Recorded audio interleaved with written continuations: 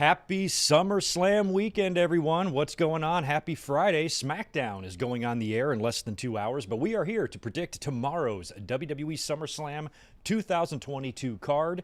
Got about 8 matches lined up for this thing. We're probably going to have 9 or 10 if they add one tonight. Plus, we know Seth Rollins is going to have a match, so we're going to do our best, even though a lot could be revealed in just 2 hours' time on SmackDown. We're still going to do our best to predict this show as best we can and try to speculate as much as we can on what they have planned for Seth Rollins tomorrow. Because if you think, and I've seen a lot of comments on social media in the past few days, things to the effect of, wow, I can't believe WWE's actually having a SummerSlam without Seth Rollins. I assure you they are not. He's going to wrestle somebody, and I think Triple H might have a trick or two up his cerebral sleeve for tomorrow, and I think they're going to pull off a good show, weather permitting. Earlier on in the week, it was forecasted to be a lot of rain tomorrow. I'm not sure what the latest is for Nashville, but hopefully the weather holds off and everything can go off without a hitch tomorrow, because whenever you're going to be doing an outdoor stadium show in the South in the summer, there's a pretty good chance you're going to have some rain problems. And we saw that happen in Tampa at WrestleMania a couple years ago. So we will see how SummerSlam works out tomorrow. But that's what we're going to be here doing today, is predicting the show. We're also going to talk about a little bit of wrestling news. WrestleMania 40 has been confirmed for Philadelphia. We're going to talk about that. And there's been a lot of talk around the wrestling world, some reports that WWE may actually be trying to reconcile with Sasha Banks and or Naomi now that Vince McMahon is gone and there's a new era being ushered in. Maybe they feel like with Triple H at the helm, at the creative helm anyway, a lot of the frustrations that some talent like Sasha and Naomi were suffering will maybe not be as bad anymore, and they can actually coax them back in. So we'll talk about the possibilities of that taking place. Plus, if anything really gets worked out behind the scenes that we don't know about, big-ass show tomorrow that somebody could appear on. So we'll talk about some of the surprises we could see tomorrow for SummerSlam. We'll talk about WrestleMania 40. We'll talk about Sasha and Naomi. And like I said, we'll do a lot of speculating on what WWE actually has planned for Seth Rollins since they have scrapped the Riddle match. And you know that they wouldn't have something minor planned if they went through the trouble to run that angle on Monday where Seth came out and annihilated Riddle, rendering him medically disqualified or whatever they said from competing at SummerSlam. So they wouldn't do that if they didn't have anything planned, you know? Vince is gone. So the days of just doing shit for no apparent reason whatsoever should be behind us by now. So I think if they were going to go through the trouble of doing what they did with Seth and planning something for him tomorrow, then it should be a pretty big deal. The question is, are we going to find out what Seth is going to do tonight on SmackDown, or is tomorrow going to be the surprise where we find out whatever the hell they got going on? And I got all sorts of options, and a couple of them you might be surprised about. So stay tuned. We'll talk about all of that as we go. And again, thank you for being here on a very odd time on a Friday afternoon, 3 o'clock in the afternoon for me, and it's 6 p.m. for those of you on the East Coast who are about to be tuning into SmackDown, like I said, here soon. So the plan for tomorrow is I'll be live tweeting throughout SummerSlam. We will be up here immediately after the show for a full show review. I've meant to put a link in the description, and I forgot, but the link is up on the top of my channel right now, right on the podcast playlist. You can save that for tomorrow, and we'll be up here whenever the show goes off the air. It's possible we could see a rain delay or something like that. I don't know, but I currently have the schedule or the stream scheduled for just a little bit after midnight on the East Coast, a little bit after 9 p.m. here on the Pacific Coast. So keep that in mind for tomorrow. Make sure you save that video, give it a like, and give this video a like as well. If you're not a subscriber, please do. It's going to be a really busy SummerSlam weekend, so I would love to have you here. Make sure you tap that subscribe button, smash the like button, and we should all be good to go. Unfortunately, because I am in the busiest season of the year at work, I didn't take Sunday off for Ric Flair's last match. I missed Death Before Dishonor as well, and if I was going to choose to watch either, I probably would have watched Ring of Honor over Ric Flair's. To me, Ric Flair's last match was at WrestleMania 24, but on Sunday, he's got a really big tag team match planned on a really good card. The card for Ric Flair's last match show is pretty damn good, and I am a little bit bummed out that I'm going to miss it, but I will be here for sure on Monday night to do a Raw review so we can find out exactly all of the fallout from SummerSlam, and I will give my thoughts on Ric Flair's last match, how much of it I saw, And hopefully Ric Flair lives through it and is alive to talk about it the next day. So all of my thoughts and opinions on whatever goes down on Sunday for Ric Flair's last match will be discussed on Monday night during the WWE Raw review, and we'll have a lot to talk about that on that show as well, and I'm sure be elaborating a lot on SummerSlam as well. So yeah, you got me for a few days here, and it's going to be a busy weekend. Let me say hello to the chat, and then we'll start getting into what we need to talk about today. This podcast should not be very long, just a little bit over an hour. I'll probably be done in about an hour and 15 minutes from now. We'll talk about some stuff. We'll predict the show. We'll speculate. We'll answer questions, and then we will wrap it up and begin the weekend, because I got to head off to work, and we got a big one tonight for our July Friday. Want to say hi to Red Raven Rucker, Rarely Even, Chaz, Crazy J, Rodrigo, Stephen Harris, Sonic Plays, Jet the Hawk, Jay Lambo, Big J, Devin Rice, Power Spin, JL, David Brown, good to see you, Kevin Carrillo. We've got Dan Price, Low Justin, and JJ Legg chiming in with $5. Hey, Greg, hope all is well. Lost my dad earlier this week, and it's been tough. Thank you for coming up tonight. Helps me get my mind off of it for a bit. I was not aware of that, JJ. I am so sorry to hear about your dad, and that happened this week, so that's really, really new and really fresh. Dude, we're thrilled to be here for you and just to provide you some sort of an escape from that.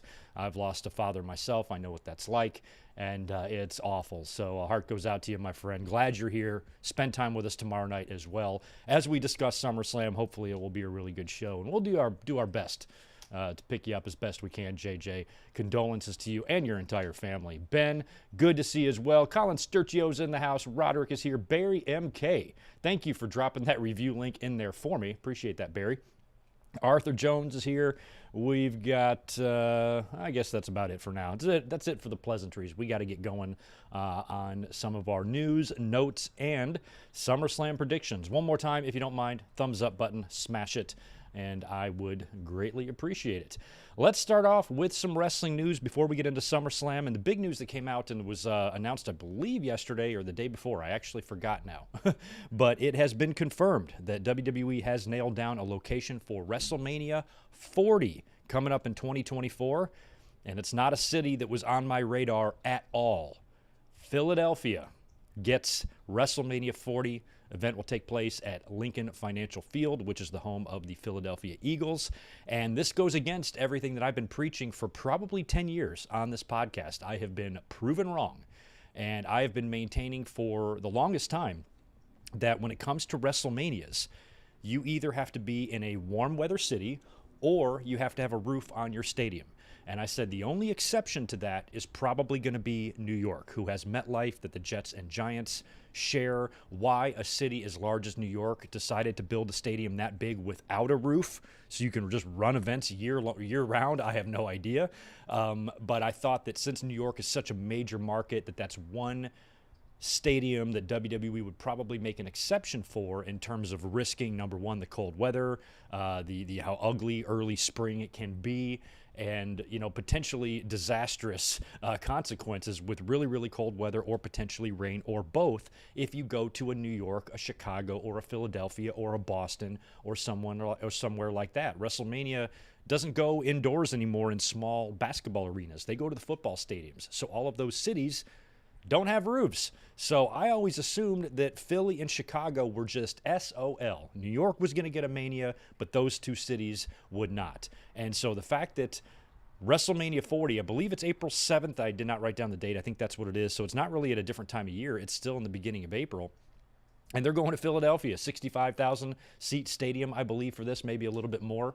And that's kind of surprising. I mean, it's great for the city of Philadelphia. WrestleMania has not been there since WrestleMania 15. I was at that WrestleMania, drove up from North Carolina to Philly, but that was just in the First Union Center or whatever the hell they call it now, and it was a much smaller building. So the fact that they're going to Philly is crazy. So Philly put in a bid. They won WrestleMania 40. Since WrestleMania 40 is such a big milestone show, I was kind of thinking they might go back to New York or perhaps go back to the Superdome where WrestleMania 30 was, and 34. I know they've been there a lot. Or potentially come back out west, although they're going to be here next year for WrestleMania 39. I was thinking maybe Arizona. Also some cities up north, Minneapolis, that brand new stadium that the Minnesota Vikings play in. That does have a roof, and there has been talk about Minneapolis before. Detroit should get another WrestleMania as well, as it's been quite a while, 17 years now, and counting once we get to WrestleMania 40 since Detroit got a WrestleMania. And if we're talking about, outdoor arenas, outdoor cities, another city that I think really should be considered for a WrestleMania is Charlotte. I'm formerly from North Carolina. I used to live there. It's a big wrestling state. Everybody knows that. There's a lot of history there. Charlotte is a big enough city that could easily sustain a WrestleMania. It's probably the only city in North Carolina that could do that. I don't think Raleigh could handle it, but Charlotte could.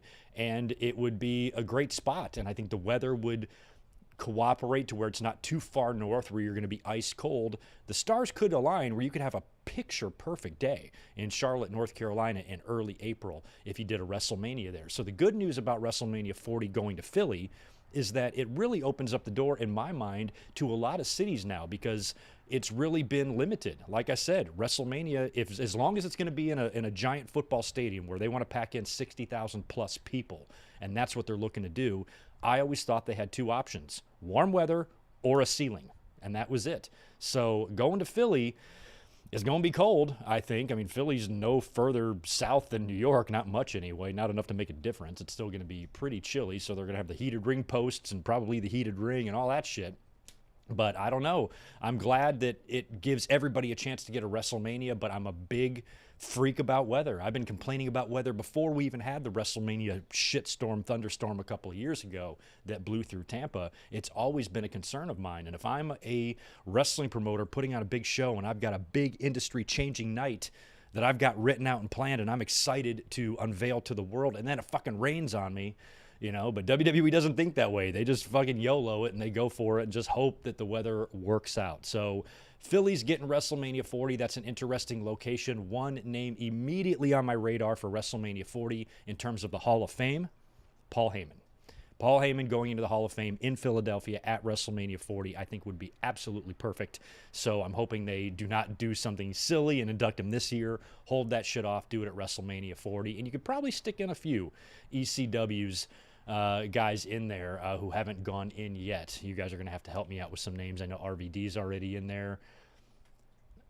Taz, maybe. Taz probably won't come in. I'm not sure who else. What other ECW legends who are not already in the Hall of Fame that could potentially go in the Hall of Fame in Philadelphia. But I find that surprising. I find it not bad at all. I find it good. I'm not a big fan of the city of Philadelphia. I used to have family there that lived in Westchester. I've been to Philadelphia a lot. Not my favorite city to visit, but I would still at least like to consider going to WrestleMania 40 in 2024 if I can work it out and balance all my other vacations that I've got going on. But I'll be at WrestleMania 39 in LA for sure. And right now, I'm probably going to rule out WrestleMania 40 in Philly. But you never know. You never know. But yeah, very interesting. That's just, if I was going to speculate and think about where WrestleMania 40 could potentially be, Philly was not the city that was on my mind. And now you got to think about Chicago, Soldier Field. They could eventually go there as well, although it's so goddamn cold. And I've been to Chicago in April. I went there in mid-April in 2014. I was there like a week or two after WrestleMania 30. It was right after, as a matter of fact, I watched in my downtown Chicago apartment, downtown Chicago condo. I watched the Monday Night Raw where they tributed the Ultimate Warrior. So it would have been the week after he died. So it would have been like the second week of April, like April 15th or something like that, was when I was in Chicago, and it was 22 degrees and it snowed. And I didn't even have, I had a jacket, but I had to I left the condo, walk across the street to get some takeout food for all of us because we all had a big high-rise condo. It was for my dad's 75th birthday. And I walked just across the street. I just froze my nuts off. And that was April. So if they go to Chicago, and I could see Soldier Field from my condo. That's how close we were. So it would just be so cold if they try to do that. If I'm a worker or a wrestler, I don't know how I'm going to have a match in that type of weather. So, yeah, WrestleMania 40 in Philly. There you go. It is official. Let me knock out this super chat rolling in from, if I can find it, Chris Miner. Good to see you, man. Appreciate that $10.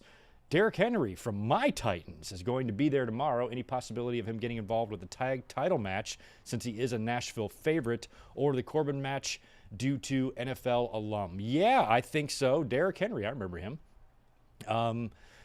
Surprised he would be the only name that would be attached to that, although the Tennessee Titans haven't been around for very long. So if you're going to put some Titans legends or, current players in and around the ring to get involved, he'd probably be a pretty good name to toss in there. Yeah, I think if Corbin and McAfee seems a little bit more likely, as I'm going to talk about later, I fully expect Pat McAfee to beat Corbin, but I almost think it's going to take some help from his buddies or something like that, and it could be a good way, since both guys are former NFL players, to incorporate some NFL players since you are in an NFL stadium. So, yeah, I kind of think that you are probably right, that there's going to be some NFL influence in that Pat McAfee and Baron Corbin match for sure. Are you going to SummerSlam, Chris? Or do you even live in Tennessee? I don't know. But, yeah, that's a pretty good idea. I can see it happening. Tommy Dreamer, Sandman, Raven. Yeah, Raven is one. I don't know if Sandman is going to go in. Sandman, I'd legacy him. I'm just not a big Sandman fan. I appreciate what he did in ECW. He was like a star there, but he only there, He didn't have, I don't even mind like his physique or how he looked or anything, because we've seen what Foley and other guys can do. There was something about Sandman that I don't think of as a legend. He was just a legend for that time period for a brief time. And I think if they legacied him in and just rolled his name off with a bunch of others, sure, I can tolerate it. But I don't need a full-on Sandman induction. Although his entrance would be pretty cool, but, well, Vince is gone. Would they pay for Enter Sandman for him to do it? Like they did at One Night Stand. Oh, Chicago is set to get a new stadium. Okay. I thought they were just going to always repair and upgrade Soldier Field. Are they really going to get a whole new deal? Well, that's going to be a game changer. If Chicago builds a brand new stadium and it's indoors and it can rival something like, Jerry World or SoFi Stadium or something like that, or Allegiant Stadium in Vegas, that's going to be a big deal. I think Vegas will get a WrestleMania as well. I think WrestleMania will hit Allegiant Stadium. I was there for SummerSlam last year. It was fun as hell. Can I imagine Sandman in a suit? Nope, Barry, I can't. Joey Styles? Yeah. I could see Joey Styles going in maybe. But again, I'm not sure about that one. Yeah, but yeah, next year in Philly, we could see some fun Hall of Fame inductions for sure. And I think Paul Heyman absolutely has to headline that class. And I'd like to see Paul Heyman. We saw him. He was a part of the WWE tryouts that they've been holding in Nashville the past couple days, and he's been present for that. He gave a speech, and he was, being involved in that whole process, which is good.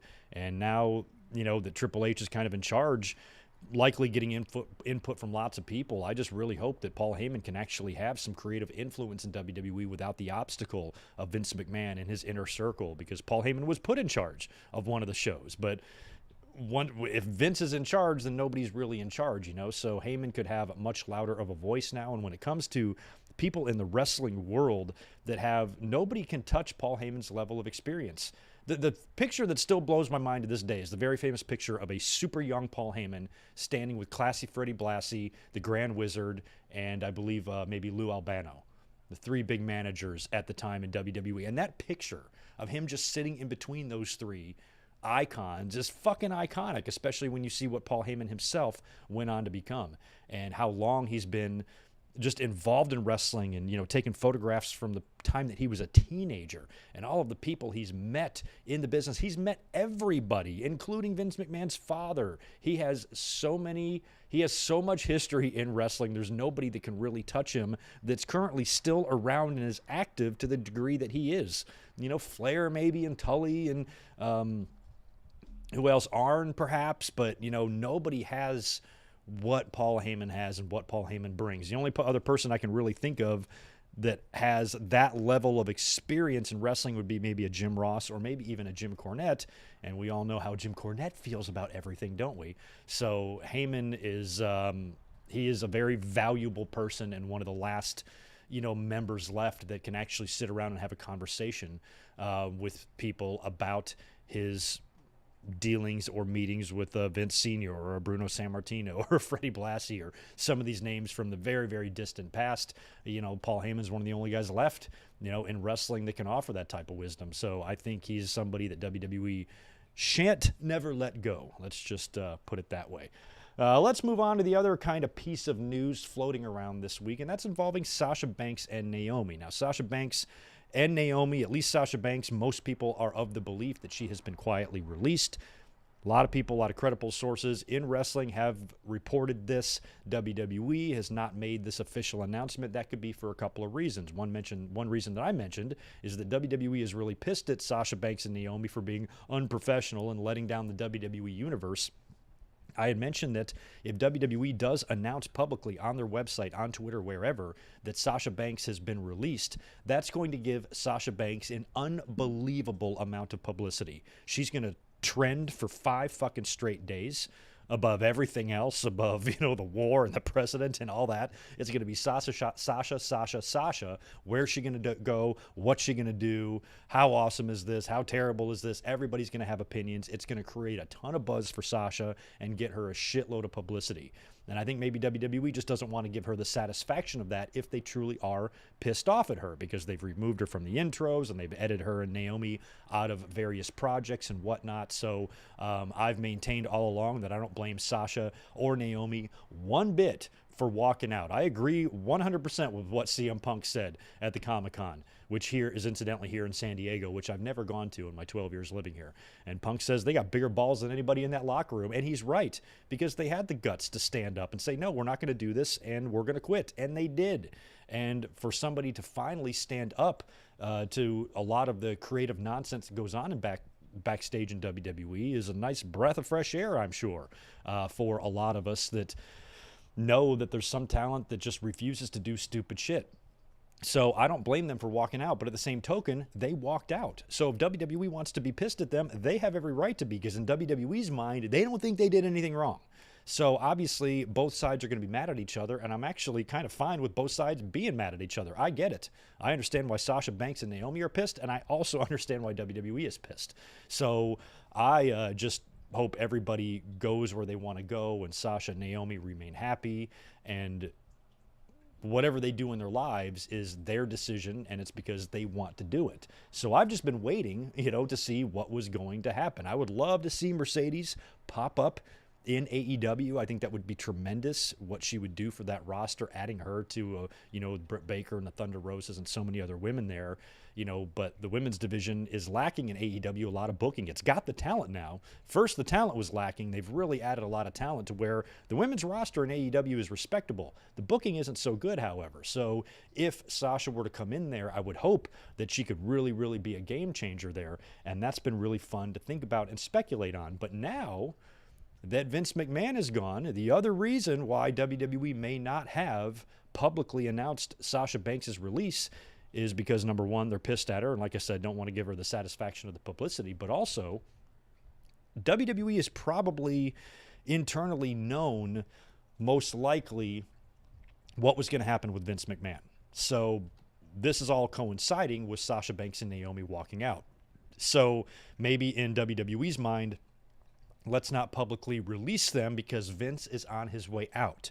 Once Vince goes, new regime is installed, things settle a little bit. Let's see if we can reach out to them, since it's Vince's philosophy and Vince being in charge, which is really at the root of their creative frustration anyway. So if we can get Vince out of there, maybe Triple H can work his magic. Do not discredit Triple H and his ability to work magic. This is a man that got Bruno Sammartino back into the company and back into good graces with Vince, reconciled, put him in the Hall of Fame before he passed away. Same thing with the Ultimate Warrior.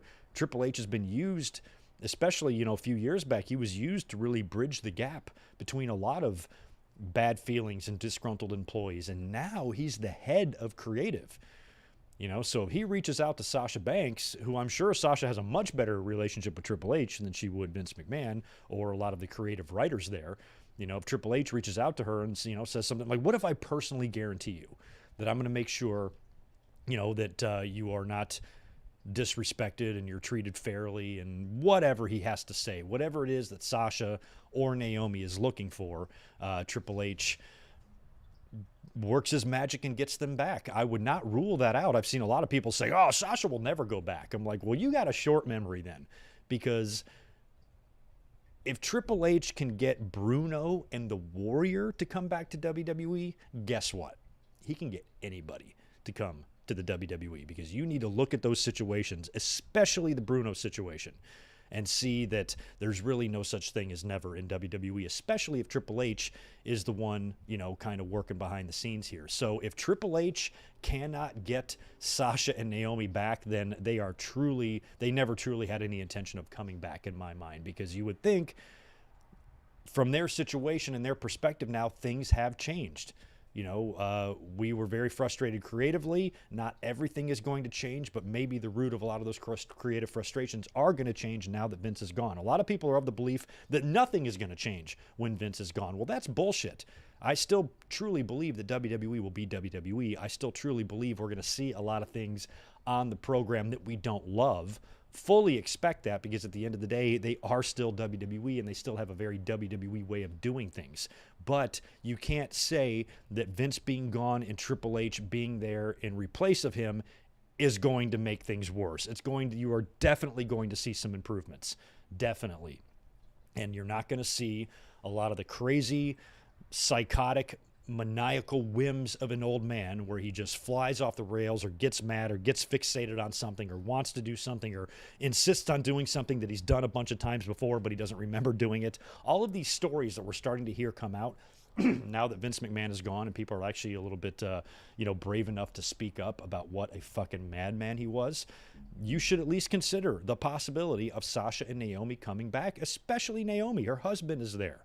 So her I can definitely see coming back. Sasha might be up in the air, but I think Triple H could possibly make it happen, and I'm not ruling it out. Now, the people, excuse me, who have been reporting this primarily have been Dave Meltzer and Raj Giri, who both have said on separate occasions that they have heard from their sources that W as well.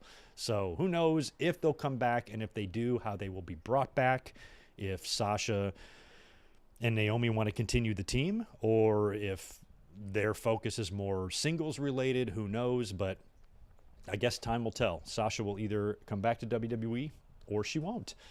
Some more interesting news coming out of the whole Vince McMahon scandal. It was reported last week that Vince McMahon had to forfeit a number of his shares of his stock as part of his retirement settlement because of some of the shady shit he was doing, and WWE had to disclose all of those payments and basically resubmit all of their financial forms for the years in which those hush money payments were paid out. So they're trying to clean up a lot of the Vince McMahon scandal mess. But part of that mess is a memo that went out to employees. This is a report from WrestleNomics, and it reveals that the WWE staff is currently, at least for right now, prohibited from trading any of their company stock.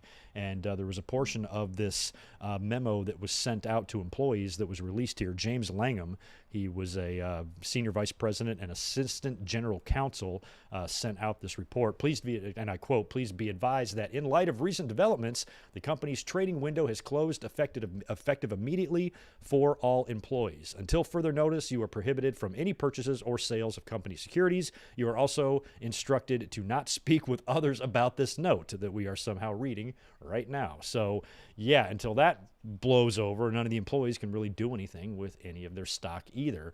And the XFL, Vince, The Rock, Dick Ebersol, a bunch of people are being sued by another lawsuit against them about somebody who is accusing them of insider trading and divulging information and all sorts of shady shit. So there will probably be some sort of settlement involved there when all that's said and done. So still a little bit of turmoil in WWE behind the scenes, but I think part of Vince McMahon leaving is so all of this turmoil can subside and start to get cleaned up, and WWE can resume being the machine that we all know it to be. So WWE's on the road, hopefully to making that happen. And creatively, hopefully we're going to see not only a good pay-per-view tomorrow, but a little bit of a step up in their game in terms of TV shows now that the crazy old man is gone. And the other piece of news, which we're basically going to talk about right now because it's time to predict SummerSlam, is the Riddle and Seth Rollins news. Now, we saw this past Monday. After the big six-man main event, I believe Riddle ate a spear and got pinned by Roman for the finish of that match. And then Seth Rollins came out. And Seth Rollins, don't ignore that little laugh and stare down that Seth gave to Roman as he was walking towards the ring to annihilate Riddle, because that could play in tomorrow. And, of course, Seth gets in the ring and beats up Riddle. And what did he do? Stomp him on the steps or something like that. So I didn't think anything of that. We even did a Raw review this past Monday, and I didn't even mention much about it. I'm like, yeah, Seth came out at the end and beat up Riddle. And I was like, I'm really looking forward to that SummerSlam match. Well, the very next day, it was announced that Riddle is now out. He's been medically disqualified. Now, this is a kayfabe injury, so he's not legitimately hurt, but that means that WWE and Triple H have got some sort of a plan at SummerSlam to do a different match instead. So they're playing it off on social media all week that Seth Rollins now doesn't have a match at SummerSlam. Fans getting all pissed off on social media. I can't believe they scrapped the Riddle and Seth match. How are you going to have SummerSlam without Seth Rollins? I'm like, chill. You're not going to have You're not going to have SummerSlam without Seth Rollins. I promise you're going to have Seth Rollins at SummerSlam. They're doing this because they have something else bigger planned. But to me, this match was just went so far out of his way to make Cody look as good as possible, put him over 3 straight times, and then that culminating in that great Hell in the Cell. This dude's done some jobs for the good of the company. And I was thinking that when I predicted Riddle versus Seth, I'm probably going to have to predict Rollins, because I can't see Rollins dropping yet another match. Didn't he lose to Roman at the Rumble? Then he lost at WrestleMania, right, to Cody. Then he lost at Hell in the Cell to Cody. Last SummerSlam, he lost to Edge. So Seth is due a win. He's way overdue for a win. So I figured he would probably figure out a way to beat Riddle at SummerSlam, and then the two would go on to have a rematch at Castlevania or whatever, and then Riddle would get a win back or whatever. Is kind of the way I was thinking they would go. But since they ran the angle on Monday, now Riddle is out. Seth Rollins is stuck without an opponent. He's been complaining about it on social media or on Twitter, to which Triple H replied, I hear you. So clearly, obviously, Rollins is going to have a match tomorrow. We know that 100%. The question is, do we get that question answered on SmackDown, which goes live in about an hour and 20 minutes from now? So SmackDown could go on the air. They can make an announcement for what Seth is going to do tonight, or they can wait until tomorrow and surprise us. So, of course, speculation has been running rampant all week. Who could Okay, I think we're back. Sorry, I think stream just froze. Okay, sorry about that. Stream froze. That's, we're good. Yeah, okay, we're good. Sorry about that. I don't know where I got cut off, but let me rewind.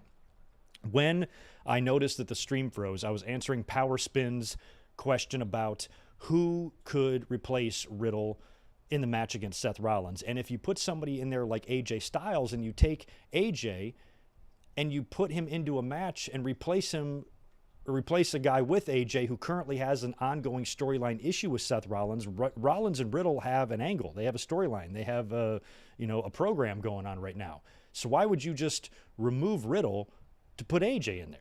We've seen AJ and Seth Rollins. Would that be a good match? Absolutely. It would be an amazing match, but so would Seth and Riddle. So why would you just change one match between two guys that have an issue and replace one guy with just a random dude? I could see this if it was a legitimate injury and Riddle really was hurt and you had to scramble and find a new opponent just to give the fans something. Fine, toss AJ in there. But this is done in kayfabe. So why would they do that in kayfabe? Another name I've seen brought up a lot is Kevin Owens, because he's not booked for SummerSlam either. Fine, would Kevin Owens and AJ also be a good match? Yes, but why would they do that?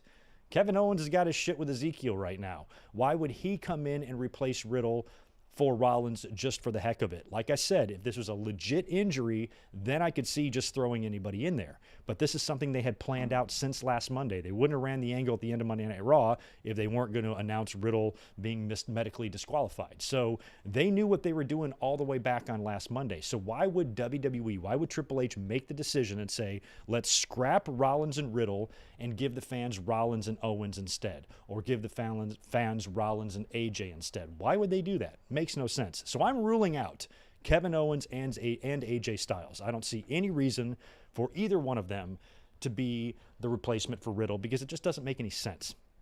This is SummerSlam. This is a big show. So if WWE and Triple H, who's now newly in charge, and whatever Triple H decides to do here at SummerSlam, could set the tone for what his regime and his run as head of creative is going to be like. So he's not just going to have some sort of a letdown, which is another reason why I might want to rule out somebody like Johnny Gargano. A lot of people feel like Johnny Gargano could very well come back to WWE now since Triple H is head of creative, and Johnny was one of his guys in NXT. And as much as I love Johnny Gargano, for SummerSlam, I mean, I could see Gargano being a surprise opponent at a different pay-per-view. But again, Gargano and Rollins would be an excellent match. It would be super fun. But would you really have Seth Rollins lose to another mystery opponent again, this time Johnny Gargano? And as much as I love Gargano, you know, he's not that proven on the main roster. And I just don't know if he's honestly a big enough name to remove Riddle and give the fans something like this instead. Because if Triple H had Gargano waiting in the wings, he had him signed, he had him ready to debut, he could debut him anywhere on SummerSlam. He could have him come out tomorrow in any match. Why would he be replacing Riddle? You know? What sense does that make? Why? So he can start a program with Rollins? And it's Gargano and Rollins, but Riddle and Rollins are in the middle of a program. So somebody's not going to come in and just start a program with Seth. You know what I mean? That's why I don't know about this mystery opponent. That's why I'm not sure if it can really be one specific person, because Rollins' issue with Riddle isn't over yet. It's still very, very much a thing. So whoever Rollins faces tomorrow, whoever he works with or whatever he does, I don't think is going to kickstart a 3-month program with Rollins and this person, because he's already in a program with Matt Riddle. So it's suspicious to me. And it makes me think that maybe Triple H really has something good up his sleeve. What about John Cena? I've been talking about John Cena for weeks. I fully expected him when he returned a few weeks ago on Raw to set up a program with Theory or somebody to be at SummerSlam. And it looks like he's not there. Did see somebody tweet out that he was spotted around the Nashville area. So Cena might be there, but he also might be filming a movie. Who the fuck knows? Could be John Cena, but again, just like the Gargano situation, obviously Cena's a much bigger name than Gargano, but you're also putting Rollins in another situation where he's losing to a mystery opponent. So you're just going to bring John Cena in to face Seth Rollins, beat him, and leave? I mean, I suppose I could play into the story a little bit, and then Rollins is like, enough of this shit. I'm sick of these, these mystery opponents beating me or whatever. But again, that would be weird. Edge is another guy, who we might expect and probably will expect to see him tomorrow. But Edge faced Rollins last year at SummerSlam. I was there. I saw that match in person. And also, Edge is probably going to be showing up in the Mysterios and Judgment Day match later on in the card, or earlier in the card, or wherever. So I don't feel like Edge would be a likely guy. What about The Fiend? Everybody's been mentioning The Fiend. I would love to see Triple H bring Bray Wyatt back. But again, just like for the same reason I laid out earlier with Rollins already having this program with Riddle, if it's somebody like The Fiend, you're probably just going to be essentially starting a program with The Fiend and Rollins, which we've already seen. Maybe Triple H feels like that's a wrong he can right if he does it again this time. But The Fiend would be, again, weird. If you're going to bring back The Fiend or Gargano, why bring it back here? Why you say, I'm going to bump Riddle and bring them back here instead? So I'm not sure about The Fiend. Karrion Kross? Possibly. Kross has got a match on Sunday on Ric Flair's last match card. Triple H, I do believe, liked Kross. He had a great presentation with Scarlett. And if it weren't for that stupid gimp helmet and the suspenders they slapped on him when he came to the main roster, he might have done very well for himself. So I trust Triple H with the booking of Karrion Kross way more than I did Vince and all of his friends. So it could be Kross, possibly. But, again, then he's going to be in a feud with Rollins, and he's already got something with Riddle. So I feel like whatever Rollins does tomorrow is going to be some sort of crazy surprise to where when it's over, he continues his issue with Riddle. So here's my crazy idea. Here's my really crazy idea. We saw how bad WWE took a shit on Theory on Monday night. That could be an indicator that WWE actually has plans to belt up Theory tomorrow. He might actually come out and cash in his briefcase and win the titles. I don't think it's going to happen. I think it might be fun to run a storyline now that Vince is gone, and you could even use that as part of the storyline, as Roman alluded to on Monday when he said, your daddy's not here anymore. What if you do an angle where Theory loses his entire life in one night? First he has the U.S. title match with Lashley, and Lashley, of course, annihilates him and beats him quickly. And so now he doesn't win the U.S. title. So now all he's got is the briefcase. And maybe the cameras follow him after the match, and he storms through the gorilla position all mad, and he's got the briefcase, and just in anger, he just tosses the briefcase aside. Well, the briefcase flies across the room and, like, hits a pot of coffee, and it lands on Triple H. And Triple H is like, "Oh, motherfucker," and he's got the headset on. He pulls the headset off. "I'll tell you what, kid. You want to come back here and be unprofessional and act like an ass? It's time for you to learn a lesson, my friend. Pick up that briefcase. Go out to the ring right now. You're defending it against Seth Rollins."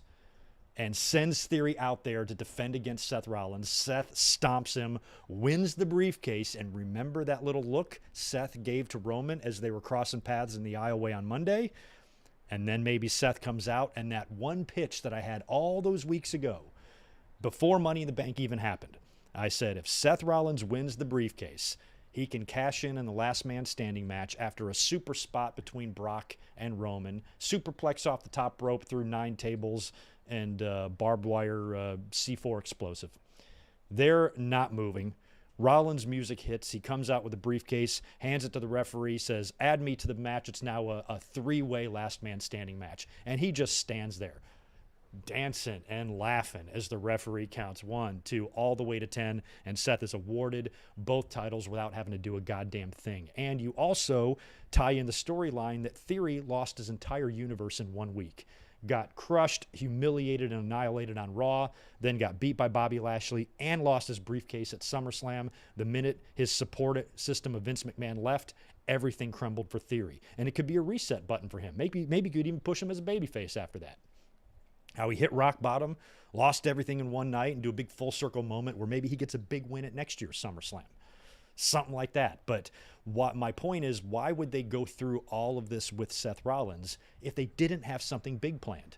Would Triple H really go through the trouble of running that angle on Monday night for Riddle to be knocked out just to replace Riddle with AJ Styles, or just to replace him with Kevin Owens, or just to replace him with anybody who we've already seen Seth Rollins work against a bunch of times? What sense would that make? I think the more likely scenario is they did this because they got something big planned. And I'm hoping it might be a giant mega swerve with Seth somehow coming away with that briefcase or whatever. Or maybe he gets inserted into the U.S. title match and it's Lashley's U.S. title and Theory's briefcase on the line or something. I don't know. But I feel like whatever Rollins does shouldn't be something that is forgettable. I think whatever happens tomorrow is going to be somewhat memorable for him, because otherwise I don't get the point. You know what I mean? I don't see why they would go through all this if it didn't mean anything. So we'll see. We'll be watching it together tomorrow, and I'll be live tweeting about it. You hope it's Johnny Gargano? Yeah, a lot of people hope it's Johnny Gargano, but you know, does Seth need to lose again at a pay-per-view? And does he need to lose to somebody like Johnny Gargano? I mean, I love Johnny Gargano. Love him. Think he's awesome. Is he better than Seth Rollins? I don't think so. Seth's accomplished a lot more. I find Seth to be a stronger, more credible, better wrestler, better wrestling star than Gargano. Probably equal in the ring, but in terms of, you know, who's done more, I think Seth is the much bigger star. So it would be a great way to establish Gargano as a big star if he can beat a big star like Seth. But Seth has already spent the whole damn year putting everybody over. So I think tomorrow, Seth Rollins needs to have a good day. And I think that whatever is planned for him, it's going to end in smiles for Seth Rollins, not in disappointment. That's my opinion. So let's get into SummerSlam predictions, shall we? Let me see if there's any supers I need to answer before we get into that. I think there's a few, at least 3. Let me scroll up here. Chris, I got yours from earlier. The Dominator, 39. Appreciate that $5 from you, my friend. Talking about managers. Who is on your Mount Rushmore of managers? Let me see. Bobby Heenan, Paul Heyman, Miss Elizabeth. No, maybe not Miss Elizabeth, even though I love her. Heyman, Heenan. Oh, man. It's tough to narrow it down because there'll only be 4 Rushmores, right? See, I need at least 6. Hang tight. We'll get back to that one. Where was the next one? Jimmy Anderson, good to see you. Welcome back, dude. And thank you very much for that super chat. I hope R-Truth and Akira Tozawa are getting some sort of serious storyline. This 24/7 crap is just heartbreaking to see for them. I think it's fine for R-Truth. I think it's tailor-made for R-Truth. He's just such a character. I'm not sure how much, real serious storylines is really in R-Truth these days. He's comedic relief. He's fun. I like that he's a part of the show. I agree that the 24/7 title is crap and needs to be extremely reworked or scrapped altogether, and I think that's something that they will get to. Triple H, eventually, he might not have time for it right now because it's SummerSlam, but I think eventually, in the next several weeks, maybe a couple of months, he will address the 24/7 title, and maybe it's time to move on from that or do something else with it. I'm with you on that one for sure, Jimmy Anderson. And Truth and Tozawa have been going at it for quite a while, for many, many, many months. Yeah, another one I should mention here when talking about Seth Rollins too is it could be NXT star, or it could be Gable Steveson. Good suggestion by Rodrigo, but then again, you put Seth Rollins in a situation where you just got to fucking lose to another mystery guy, and it would be a good way to bring Gable in and establish him by beating a top guy. But can't you beat somebody else? Why is Seth always this guy? So I can see the Gable Steveson idea happening for sure, but yeah, I don't know. It could be Roderick Strong. Carmelo Hayes is very good. And that would be a great match. MJF would be fantastic. I mentioned Randy Orton, although word kind of is that he is on the shelf still. But we'll throw out a couple of other picks when we get down. Braun Breaker is another one, another good possibility there. I did think about him earlier today. Still can't get over that they named him that, but I did think about it. Steven Scott, appreciate the $5, dude. What's up, good mic work? Did you hear about NBA player Dwight Howard trying out for WWE? Yes, I saw the video yesterday. He's a good-looking guy, and he's definitely got size to him. He's humongous. But Dwight's had his issues. I don't know how he would translate into WWE, but I'm glad he was there. I mean, put him in the ring, see what happens. He's athletic, that's for sure. That year he won the dunk contest with the Superman thing. He jumped over the car and all that shit. If he could still do that. At this point, I think Montez Ford is probably more athletic than Dwight Howard. Luigi DeRaw Gaming, appreciate the $9.99 from you. But they already said Drew or Sheamus will get the next title shot, so that would be putting off Seth and Riddle for a long time. Right. Well, Luigi, I'm assuming you mean if Seth, you're talking about if my scenario of Seth winning the title happens. Well, why? Drew or Sheamus can still get the title shot. It'll just be against Seth instead of Roman. That's why my Seth idea is pretty far-fetched. I'm not really saying that's going to happen. Just throwing it out there as an option. And yes, tonight on SmackDown, Drew and Sheamus have some sort of a match. The winner will face whoever the champion is at Castlevania, and we're all expecting that champion to be Roman Reigns. So, yeah, exactly. So if won the title, then he'd be defending against them, hence putting off the Riddle angle for a while. But you could have Seth win the briefcase and not cash in. You could still do the theory thing where he gets pissed after he loses to Lashley and throws something at Gorilla and it lands on Triple H, and Triple H gets pissed and sends him out there to face Rollins on the spot for the briefcase, and Seth wins. And Seth just keeps the briefcase. And then he can continue his program with Riddle next month, and they can have a couple of matches, but now Seth has got the briefcase. And hell, maybe Seth can hold it until WrestleMania and cash in then like he did at WrestleMania 31. You got options. And that's why I hope that with Triple H in charge, some of these fun ideas are ones that are actually considered, because every time I ever talk about a fun idea like this, I'm always like, they're never going to do that. They're never going to do that because it's Vince, so totally different situation now. Thomas Aridia, appreciate the $5 from you. I don't care how good Logan Paul was. He's a terrible human being, so I will never respect him in WWE. I don't acknowledge him as a professional wrestler. That is your prerogative. I'm not a big Logan Paul fan either, or a Jake Paul fan. Whatever the hell makes them famous is really not for a guy like me. But as I've said many times, when it comes to all these outsiders coming in, all I ask is that they try hard, they respect the business, and they don't treat it like a joke. And Logan Paul has not. And he's in good shape. He's athletic. And not as bad as I thought he would be. I think pushing him as a babyface is stupid because of what you're pointing out, Thomas, is that he's a natural douchebag. He's a natural heel. This is a guy that fans want and should be booing at the very least, which is why I think maybe he'll go heel at SummerSlam. We'll talk about predictions here in just a minute.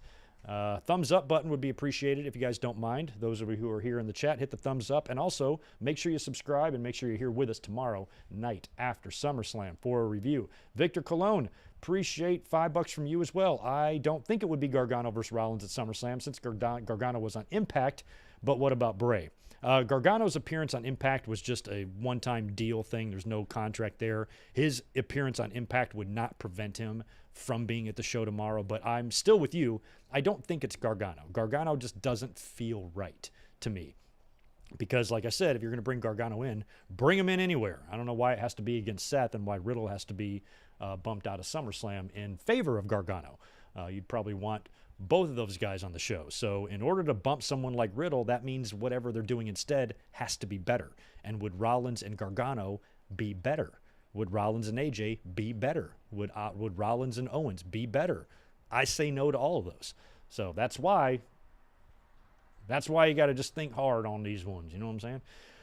Anyway, let's start predicting SummerSlam since I got to wrap this podcast up in the next 30 minutes. So let's bust through the SummerSlam predictions. Let me see. 1, 2, 3, 4, 5, 6, 7, 8. I have 9 matches, but I'm including a Seth Rollins match, which technically isn't official yet. It'll either be official tonight or it will be official tomorrow at SummerSlam. So let's start down near the bottom of the card. Let's start with the Mysterios taking on Judgment Day in a no disqualification match. I think this is just 2-on-2. Rhea Ripley is not involved in this, correct? Even though she beat the shit out of everybody on Monday. It's the Mysterio Boys against Finn Balor and Damian Priest. No DQ match, and that no DQ match right there should tell you everything you need to know, and that is possibly and most likely an appearance and a return to the WWE by Edge. I can't see any way that Edge does not appear tomorrow. We've seen the vignettes running every week on Raw, or most weeks on Raw, with all of the hints,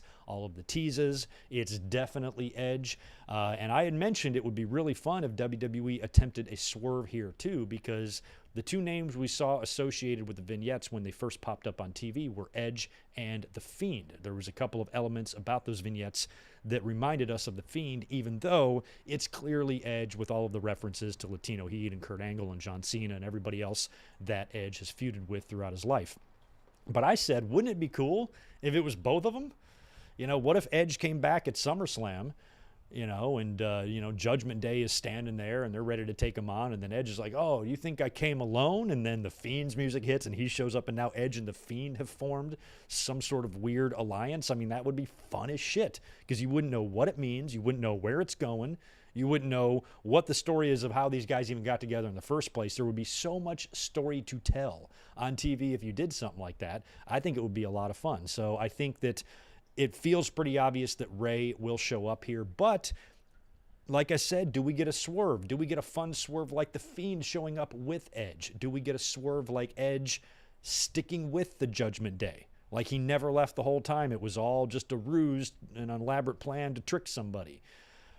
Does Dominic finally turn? I thought for sure the little fucker was going to turn last week in Madison Square Garden. The body language and the way he was kind of walking and pacing around Ray. I'm like, oh, he's going to nail him. You know, poor Aaliyah and his mom are backstage. I'm like, all the stars are aligning. This is where you're going to do the split. It didn't happen. So maybe Dominic turns at SummerSlam. Maybe Ray turns. A lot of fans pointed out that on Monday, Ray was wearing purple and black, which is the colors of the Judgment Day. So I feel like the obvious and most predictable finish to a match like this would be Judgment Day has got the numbers game going on the Mysterios. It's no disqualification. Anything goes. Edge runs out to help, makes a big triumphant return. Ray and Dominic win, celebrate with Edge after the match, and it's a big, fun, happy moment. This could be an opening match. I think it could. I think a championship match could open, but I think this could be a really good way to open the show, is have Edge come back in the beginning of the show. And like I said, I think we're going to see multiple returns tomorrow. And I think we're going to see more than one missing name in WWE pop up tomorrow. So if you're going to see a couple of returns or a debut or a something, I think you need to spread those out. So if Edge is coming back, do it when you're going to get the biggest crowd reaction from your audience. Because the Mysterios, Balor and Priest will probably have a pretty decent little in-ring match there. The crowd will be hot for it because they're going to be hot for anything when you first get into the show and the show starts. And then you have Edge show up. It could just be a great moment, great visual, crowd going nuts and all that shit. But, maybe if they have Edge, if the Edge is coming back, maybe they want it a little dark. It's still going to be, well, no, it'll be almost dark, I guess, in Nashville when the show starts. But, maybe they want to wait until the sun goes completely down and, there's nothing going on. I don't know. But I feel like this could be a good opening match. Logan Paul and The Miz, one-on-one. Been talking about Logan Paul all this time. It feels very obvious that he will probably beat The Miz, but I would like to see a little swerve here. Logan Paul just signed a contract. Like I said, he seems to be completely committed. He doesn't look to be somebody that needs to be humbled because he's taking it seriously. He's working out. He's having fun. But I think you need to beat him. I think you should beat him. You remember when Brock Lesnar came back after all those years off? What was the very first thing they made him do? Remember when Hulk Hogan came back after all those years off? What was the first thing they made him do? Lose. Remind him who's in charge. And that's why when Brock came back in 2012, he had to, and I always thought like in a sign of good faith, the way he left in 2004, maybe the wounds were still open from that by the time he came back in 2012, that they wanted to make sure that he was business and that he was going to do business if he had to, and they made him lose to John Cena. Hulk Hogan, same thing, 9 years off in the company, comes back, faces The Rock at WrestleMania, loses, lost a whole bunch in 2002. Yeah, he beat Triple H for the title, but that was like the only match he won. Rock beat him, Undertaker beat him, Kurt Angle beat him, Brock Lesnar beat him. Everybody beat Hulk Hogan. Everybody got a turn beating Hulk Hogan within a 3 or 4 month span there in 2002. So with Logan Paul, I think The Miz should get some help. I think it might be fun to have another celebrity involved, or maybe Jake Paul show up for this thing or whatever. But I feel like we could see extracurricular activity either on the behalf of Logan Paul or on behalf of The Miz. So if WWE absolutely has to put Logan Paul over here and he has to beat The Miz, then I think Logan Paul should get a little bit of help instead of just having a straight, clean win over The Miz. But like we talked about as well, Logan Paul trying to be presented as a babyface is really hard to pull off. We saw that last Monday in that abysmal segment. This is the type of stuff where I hope Triple H being in charge, we might see some changes, because even if a segment doesn't come off well on TV, Vince is just going to run with it because Vince is fixated on what he wants. Triple H seems to be somebody a little bit more likely to change if he's not seeing WWE getting the reaction that they want. And Triple H seems like the guy to be like, why the fuck is this guy a baby? Why is this guy a babyface? He's Logan Paul. Let's turn him.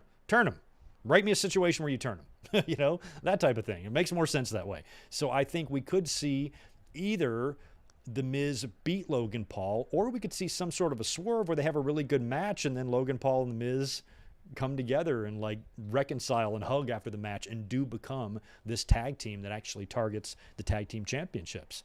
We could see that. But for Logan Paul just to straight beat The Miz as a babyface and continue his run on TV as a babyface, I don't know how well that's going to go over. And I also don't know how often Logan Paul is going to wrestle. Yes, he has signed a multi-year deal with WWE, but I don't personally believe that multi-year deal is for him to work every Raw and SmackDown. So he might be gone tomorrow after SummerSlam for a month or until Clash at the Castle or whatever. So it might not be the last time we see Logan Paul, but I'm going to go out on a limb here, and I'm going to be one of the only people to pick The Miz to win tomorrow over Logan Paul. I don't know why. I just feel that way. Pat McAfee taking on Happy Corbin. This one I think is going to be fun. I think this might be the sleeper match. I've always defended Corbin. He's not my favorite, but I've also always thought he was just a solid worker, goes out there and does whatever they tell him to do and does it well. McAfee, we all know how great he is. I have this feeling that at some point in the future, Pat McAfee will be WWE World Champion. I just feel like it's going to happen at some point. I'm going Pat McAfee to win here. A couple people pointed out there could be some Tennessee Titans in attendance for this thing. Both McAfee and Corbin used to play for a division rival, right, in Indianapolis. So you could see some legends, some football people getting involved here. In the end, I think Pat McAfee has a little bit of help from his friends to take down Happy Corbin and potentially continue their issue on TV when Corbin starts complaining that Pat McAfee wouldn't have beat him if he didn't have all his football buddies there. So kind of feel like that's where the direction is going. I'm going McAfee over Corbin. Bum-ass Corbin. Tag team championships on the line. The Usos taking on the Street Profits. We've got Jeff Jarrett as the special guest referee. Again, the Street Profits have had 2,000 championship title opportunities. They have had more title shots than Charlotte and John Cena combined. And I just don't see with the great work Dawkins is doing and Montez being on the cusp of a superstar singles push here, I just don't see it happening for the Profits. Usos have held the belts for a long time. Keep them running. Keep the bloodline angle moving. Jeff Jarrett can play a role. Although Jeff Jarrett is in Nashville, he's going to be playing a heel the following day, right? But he'll probably be a babyface here. WWE might want to do a guitar shot for a crowd pop, which makes me think you could actually see the Street Profits win, but I think that would be more of an after-the-match thing. What I can see happening here, here's how I see it happening. I see the Usos and the Street Profits having a great match. Sami Zayn will run in and help the Usos retain the title, and Jeff Jarrett, after the match, will guitar shot Sami Zayn. Because Jeff Jarrett will probably not see what Sami did or something, and then he'll guitar shot him. I kind of feel like it's going to be like that. But Jarrett is a very strange choice for a referee to me for this match. So I'm going to go with Usos to retain. Got a lot of people retaining now that I think about it. I might have to change up one of my picks. Bobby Lashley defending his United States title against Theory. I was just going to pick Bobby Lashley straight up here, but the way Theory got raked over the coals on Monday, that either means he's going to continue that trend and continue to get his ass handed to him every time he shows up, or that was a setup for him to have a very, very big night here.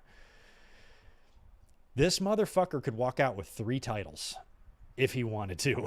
He wins the United States title somehow from Lashley. I don't know how that would happen. The only way that would happen is for Lashley to... Who else does that Lashley have an issue with right now? MVP and Omos, maybe? So maybe Omos and MVP show up, cost Lashley the match. Theory now wins the U.S. title, and then he shows up and cashes in, and he walks out with both world titles and a U.S. title. I think Triple H is not suicidal, and I don't think that he would probably... incite a full-blown riot if that happened. So I'm going to pick Lashley to retain just because I want Lashley to retain, and I want Lashley and Gunther to both hold on to the respective titles until we get to Survivor Series, because if I can get Lashley and Gunther, I can die a happy man, to be honest. So I hope Lashley at least continues his run until then. And Theory winning the belt back from Lashley here, oh, God. I don't know. Lashley won the title from him at Money in the Bank, correct? So just to move it back over to Theory would be weird. I'm going Lashley to retain over Theory, hopefully with the Hurt Lock again. Liv Morgan defending the SmackDown Women's title against Ronda Rousey. Now, here's where we got to start talking about more potential returns. I think the fans are going to be very upset if Ronda Rousey simply wins back the title from Liv Morgan and ends her run before it really even gets started. Liv Morgan is very happy to be champion. A lot of the fans are happy for her. I think it's a little bit hard to believe that she would beat Ronda Rousey. So Ronda, she's already going to go into this as the huge underdog, and Ronda should be able to beat her and tap her out pretty handily. But you got to wonder if this is going to be where one of the returns take place. Now, we got some names out there. We've got Sasha Banks, who WWE could potentially be trying to reconcile with. We have Bayley, who apparently is healthy and ready to rock and roll. And we got Charlotte, who we haven't seen in quite some time. She has been taking some time off, getting married to Andrade. She's in Nashville. She's going to be present on Sunday for Ric Flair's last match. She's there. She's available. She's ready to go. She previously had the issue with Ronda before this. I can see her making her presence known. And I hope that whatever they do, it results in Liv Morgan walking out with the championship, because I think it would just be sad if it was taken away from her this quick. Doesn't seem like a Triple H move to me, but neither does beating Ronda Rousey, you know? So, I mean, I really think that I'm probably making a mistake picking Morgan to somehow retain her title here, but I feel like if you get a Bayley or a Charlotte turning up in this match, or maybe even a Lacey Evans or anybody showing up here just to cause some problems, Morgan could get a quick roll-up or something like that and retain the title again. Now Morgan's beat Ronda twice, and that could be cool. for Liv Morgan, So I'm going to predict Liv Morgan to somehow retain the title. She might even lose the match via DQ. I just think she's going to leave with that blue belt. Let's put it that way. Speaking of the women, got to talk Bianca Belair and Becky Lynch as well. Man, I just don't have any title changes on the show, and I don't think that's a really smart move to make. Again, Bianca and Becky Lynch. Becky has been doing great work in this whole thing. I've loved it a lot. So has Bianca Belair. I would hate for Bianca to lose her title to Becky Lynch 2 years in a row. I think it would be a nice full circle moment for Bianca just to beat Becky Lynch and retain here. But there's a lot of WrestleMania rematches on this show, and I feel like this is another match where we could get a surprise or a return. We could get Bayley here. Bayley, I believe, was, correct me if I'm wrong, was she feuding kind of with Bianca when she got hurt? Isn't that what was going on? So this would be a good spot to bring. That's why I think Bayley would be better off returning in the Bianca-Becky match, and Charlotte would be better returning in the Ronda and Liv match. So I kind of feel like we could see Bayley here. And you know what? I'm going to pick Becky Lynch to win the title. I think Bayley might come out, cause some sort of a distraction or fuck something up. Maybe even Sasha Banks. Maybe Bayley and Sasha. Maybe Naomi. I don't know. Hell, Naomi could turn up in the tag team match too if they brought Naomi back in and help out the Usos and join the bloodline. And that would leave Sasha available to turn up here or something. But I think Bayley and Charlotte are way more likely for tomorrow than Naomi or Sasha. So I think this could be a good spot for Bayley to show up, possibly costing Bianca Belair the title. Becky Lynch has got her championship back, and now we got an issue between Bayley and Bianca that we can continue from last year. But then that puts the belt back on Becky again, and a lot of people don't like that. But I'm just going to pick her. I'm picking Becky Lynch to beat Bianca Belair. It's crazy, but I feel like I need a title change somewhere. It's either going to be here or it's going to be Liv and Ronda. But Lashley dropping the title doesn't seem that likely, and neither does the main event. But before we get to the main event, we should at least, like I mentioned earlier, discuss Seth Rollins, and we just discussed that in depth a minute ago. All of Seth Rollins' possible opponents, scenarios, the people he could work with, what he could do. I threw out a crazy scenario of him actually walking out of SummerSlam tomorrow with the briefcase somehow. If they want to continue the burial of Theory and they send him out there to face Seth Rollins with the briefcase on the line, and then Seth wins the briefcase, then he could either cash in right there in the main event, or he could just hang on to it for a few months, and Rollins could be the one with the briefcase. Whatever Seth does tomorrow, I feel like the only accurate prediction I can make here is I think whatever happens to Seth is good. I could be wrong about that, but I think Seth has had a lot of disappointment. He's already been beaten by a mystery opponent before. He's been putting a lot of people over all year long.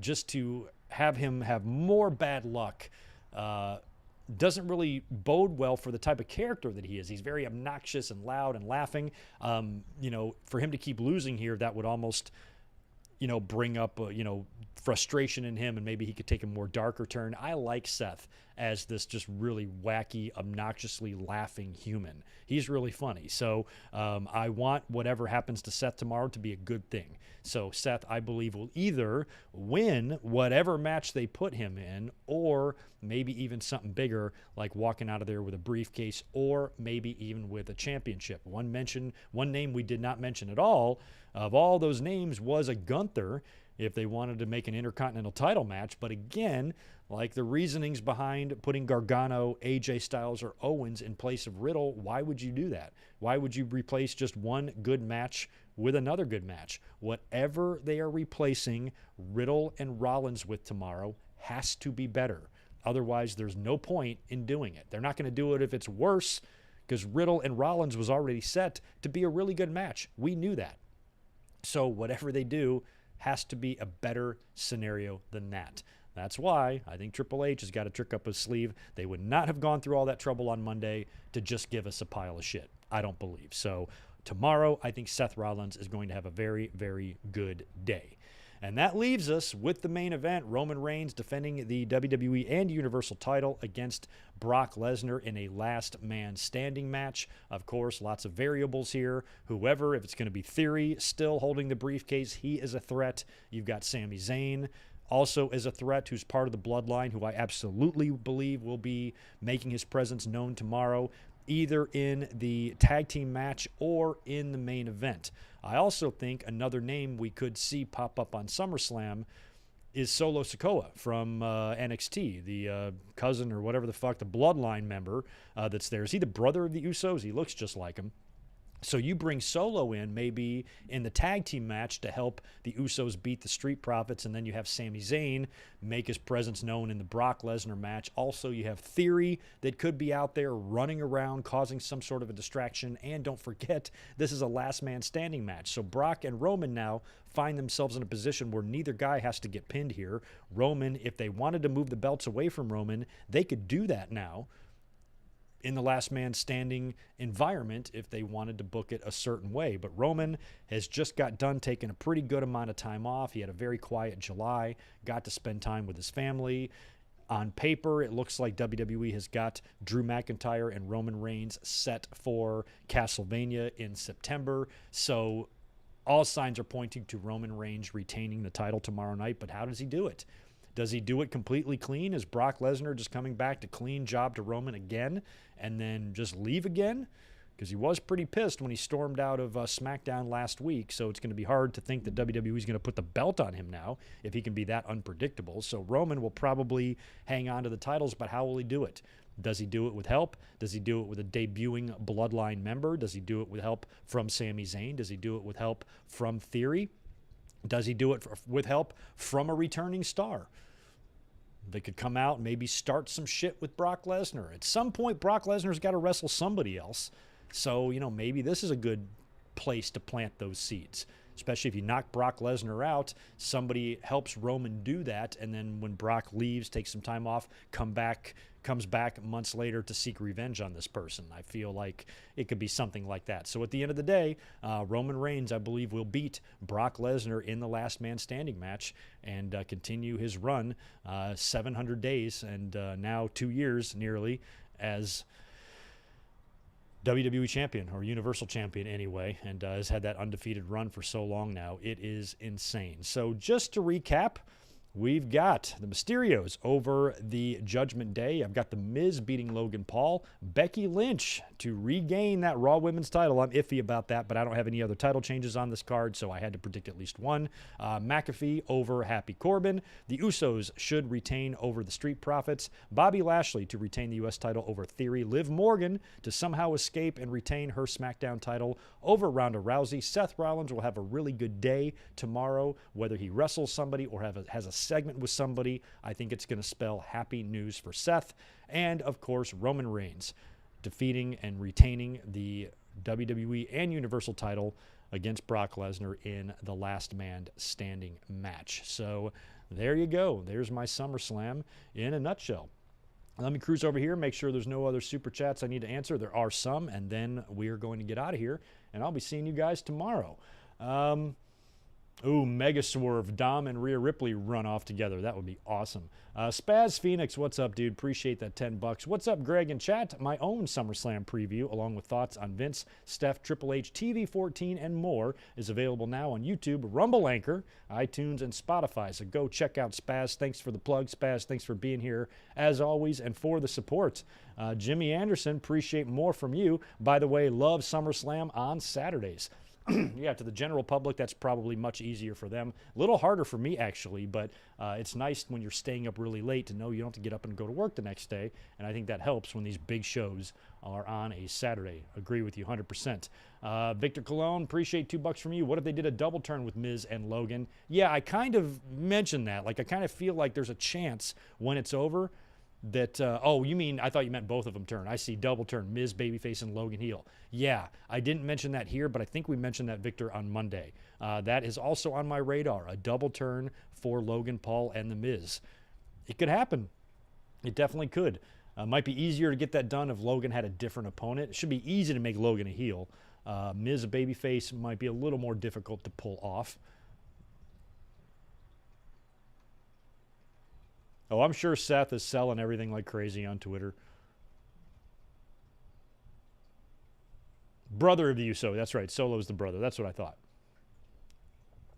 Oh, that's another good one, Skull Vikings. Beth Phoenix could show up as well with Edge to take down Rhea Ripley, and we might get Rhea Ripley and Beth Phoenix in a match. That would be awesome. That would be awesome. Didn't even think about Beth Phoenix. So, yeah, Edge might be bringing his wife with him tomorrow, and that would be amazing.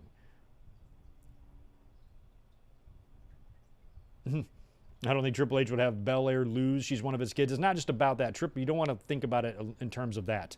Triple H should never want somebody to lose because he's one of their kids. He shouldn't want them to lose because it's not the right thing, you know. But if one of his kids is due for a loss and it's really the perfect scenario for one of his kids to lose, they should absolutely lose. You don't want to think about it like that. I want to let everybody I like just win all the time. Can't do that. It has to make sense. So I think Triple H is a little smarter than that. It's not, none of that should have too much of a factor. I think people who he cares about, has history with, and considers his kids, as long as he's not jerking them around, disrespecting them, and things like that. But if he goes out there and tells them they have to lose, they need to go out and do that.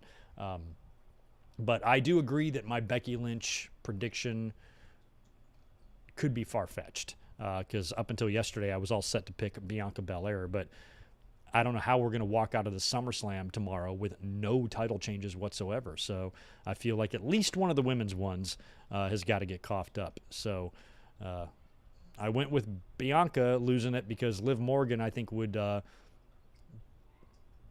really piss the fans off. Although, man, if they want to get Ronda heel, shit, because I guess Ronda's technically not a heel, is she? Didn't she even congratulate Liv after she cashed in?